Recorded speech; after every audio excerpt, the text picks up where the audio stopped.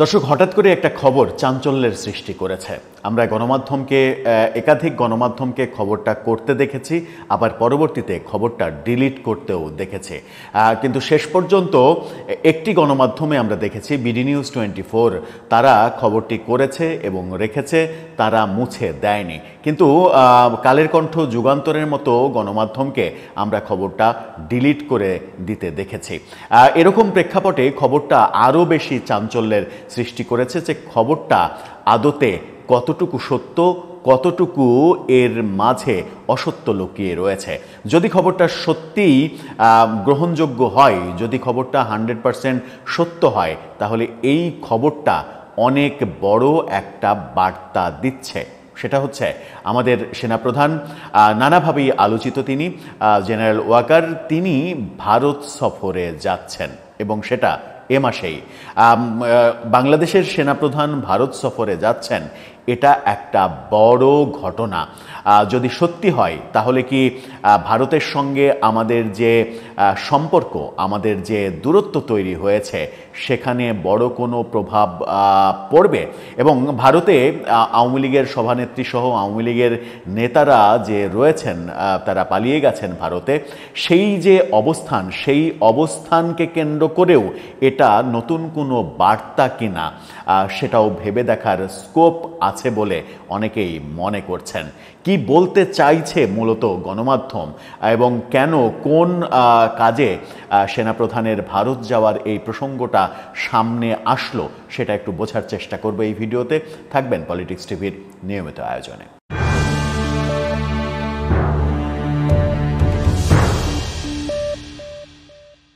দর্শক, বলছিলাম একটি খবর, সেই খবরটা চাঞ্চল্যের সৃষ্টি করেছে, চাঞ্চল্যকর খবর। বিডি নিউজ 24-এর শিরোনামটা আপনারা দেখে নিতে পারেন। সেখানে বলা হচ্ছে, অক্টোবরের মাঝামাঝি ভারতে যেতে পারেন সেনাপ্রধান। প্রায় একই শিরোনামে আমরা দেখেছি যে খবর করতে দৈনিক কালের কণ্ঠ এবং যুগান্তরকে। এই কালের কণ্ঠ এবং যুগান্তর যখন একই খবর করেছে, তখন কালের কণ্ঠের ফটোকার্ডটা দেখে নিন। কালের কণ্ঠ শিরোনাম করেছিল, চলতি মাসে ভারত যেতে পারেন সেনাপ্রধান। একই শিরোনাম করেছিল যুগান্তর। আমরা কালের কণ্ঠের নিউজ প্রথমে দেখার পরে, পরবর্তীতে যখন এই নিউজের ডিটেল জানার চেষ্টা করি, তখন দেখি যে রাতে কালের কণ্ঠ এই খবরটা তাদের ওয়েবসাইট থেকে ফেলে দিয়েছে। সার্চ করলে যেটা পাওয়া যায়, সেই স্ক্রিনশটটাও আপনারা দেখে নিতে পারেন। সেখানে বলা হচ্ছে কিছু পাওয়া যায়নি, অর্থাৎ এই খবরটা তাদের ওয়েবসাইটে আর নেই। কালের কণ্ঠ যখন এই ব্যাপারটা বলছে, তখন বিডি নিউজ 24 এই খবরটা মুছে ফেলেনি। অর্থাৎ বিডি নিউজ 24-এর মতো আস্থা রাখার মতো একটা গণমাধ্যম, একটা সংবাদ সংস্থা, তারা যখন এই খবরটা ফেলে দেয়নি, তাহলে এই খবরটা সত্য বলেই ধরে নেওয়া যাক।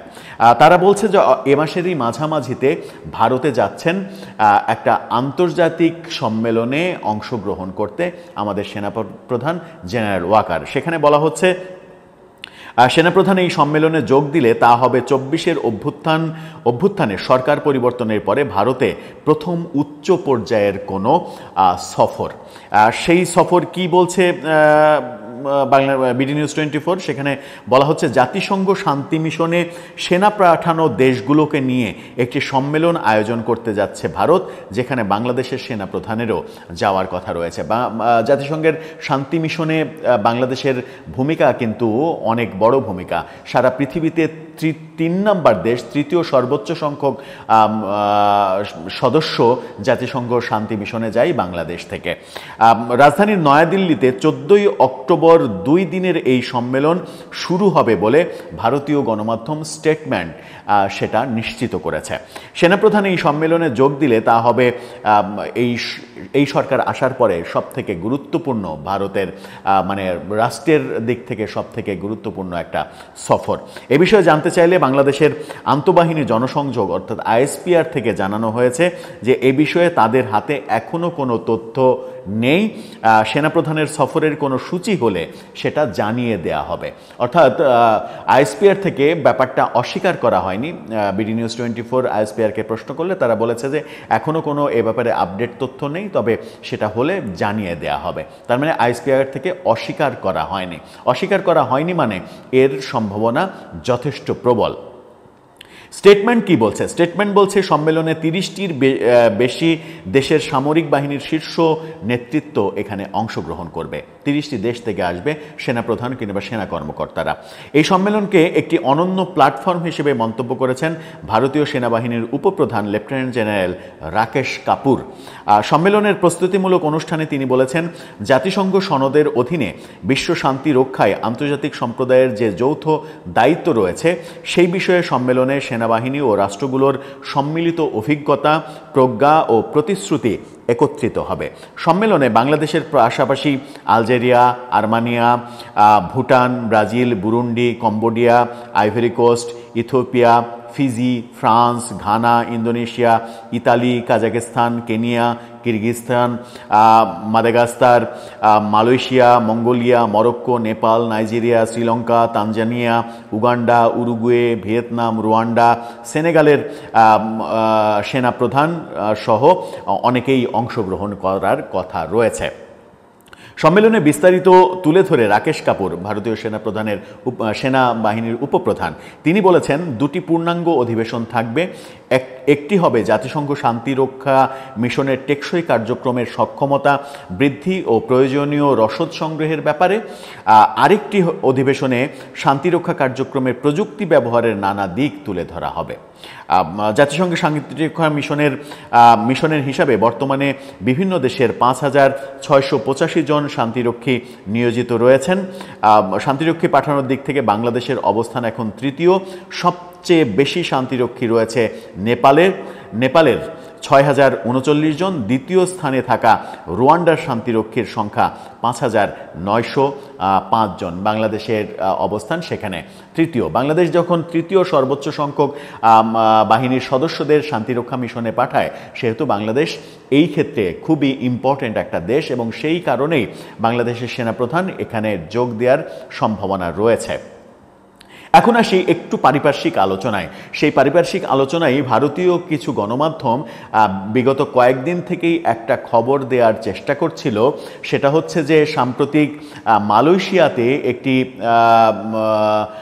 আন্তর্জাতিক সেমিনারে, আন্তর্জাতিক সম্মেলনে আমাদের সেনাপ্রধান উপস্থিত ছিলেন এবং ভারতীয় সেনাপ্রধানও উপস্থিত ছিলেন।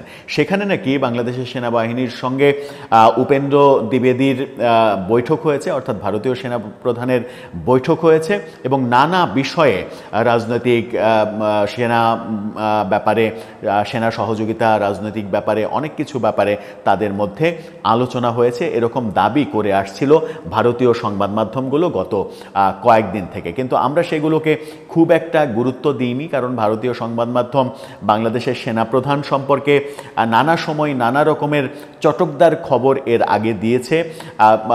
মনে হয়েছে যে এটাও এক ধরনের চটকদার খবর।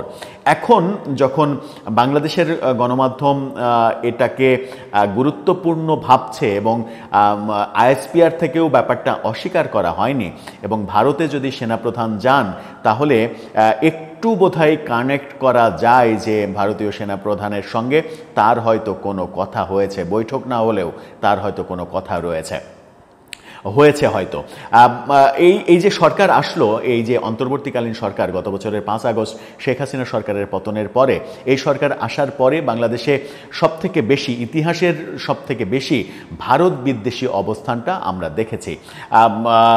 সর্বশেষ যেটা জাতিসংঘ অধিবেশনে প্রফেসর ইউনূস গিয়েছেন, সেখানেও তিনি একটি অনুষ্ঠানে ভারতের সম্পর্কে মন্তব্য করেছেন, যেটা ভারতীয় গণমাধ্যম তুলে এনেছে। ভারত ওখান থেকে নানা ধরনের গুজব রটাচ্ছে, নানা ধরনের খবর, বাজে খবর রটাচ্ছে, মিথ্যা খবর রটাচ্ছে। ভারতে বসে থেকে শেখ হাসিনা নানা ধরনের ষড়যন্ত্র করছেন, ভারতীয় সরকার শেখ হাসিনাকে আশ্রয় দিয়ে সেগুলো মদত দিচ্ছে। এই ব্যাপারগুলো যেমন রয়েছে, তেমনি 7 সিস্টার্সকে নিয়েও আবারও কথা বলেছেন। এই অভিযোগগুলো ভারতীয় গণমাধ্যমে আমরা দেখেছি। সরকারের ভেতরেও বিভিন্ন সরকারের স্টেক হোল্ডাররা ভারতের বিরুদ্ধে বিভিন্ন ধরনের বক্তৃতা, বিবৃতি আমরা করতে দেখেছি। সরকারের কাছের রাজনৈতিক সংগঠন এনসিপি সহ অনেককেই ভারত বিদ্বেষী অবস্থান গ্রহণ করতে দেখেছি। সেরকম একটা মুহূর্তে যখন একটা পর্যায় পর্যন্ত অন্তত পক্ষে বলা যায় যে গোপালগঞ্জে এনসিপিকে কেন্দ্র করে যে ঘটনাটা ঘটেছিল এবং সেনাবাহিনীর এপিসিতে করে এনসিপি নেতাদের উদ্ধারের মধ্য দিয়ে যে ঘটনার ওই দিনের পরিসমাপ্তি ঘটেছিল, তারপরে মানে সপ্তাহ কাল সময় ধরে কারফিউ জারি করে 144 ধারা জারি করে একেবারে টালমাটাল অবস্থা গোপালগঞ্জে করা হয়েছিল, যেখানে প্রায় সব বাহিনী, বাংলাদেশের সব বাহিনী অংশগ্রহণ করেছিল এবং সেনাবাহিনী আওয়ামী লীগের নেতাকর্মীদের উপরে গুলিবর্ষণ করেছিল। এই আলোচনার পর থেকে এই আলোচনার আগে পর্যন্ত সেনাবাহিনী সম্পর্কে, সেনাপ্রধান সম্পর্কে অনেকেই অনেক কথা বলেছেন যে সেনাপ্রধান, সেনাবাহিনী আওয়ামী লীগের পক্ষে কাজ করছে, আওয়ামী লীগকে ফিরিয়ে আনার চেষ্টা করছে। কিন্তু গোপালগঞ্জের ওই ঘটনার পরে দৃশ্যপট চেঞ্জ হয়ে যায়। তার আগে পর্যন্ত আওয়ামী লীগ সেনাপ্রধানের কিংবা সেনাবাহিনীর কোনো সমালোচনা করেনি। সেই ঘটনার পর থেকে এখন দেখছি যেটা হচ্ছে সেটা হচ্ছে যে আওয়ামী লীগও সেনাপ্রধান এবং সেনাবাহিনী সম্পর্কে তির্যক মন্তব্য করছে এবং কেউ কেউ অতি উৎসাহী হয়ে সেনাপ্রধানকে বিশ্বাসঘাতকতা করা, বেইমানি করা, এ ধরনের কথাও বলছেন। সেটা তাদের রাজনৈতিক স্ট্র্যাটেজি, তারা রাজনৈতিক স্ট্র্যাটেজিতে কি বলবে না বলবে সেটা তাদের ব্যাপার। প্রসঙ্গটা এই কারণেই উল্লেখ করলাম যে যারা গোপালগঞ্জের ঘটনার আগে সেনাপ্রধান সম্পর্কে আওয়ামী কানেকশন, আওয়ামী মানে পুনর্বাসনের চেষ্টা, এই অভিযোগগুলো করছিলেন, তারা আমরা দেখেছি যে একটু সরে এসেছেন জায়গা থেকে।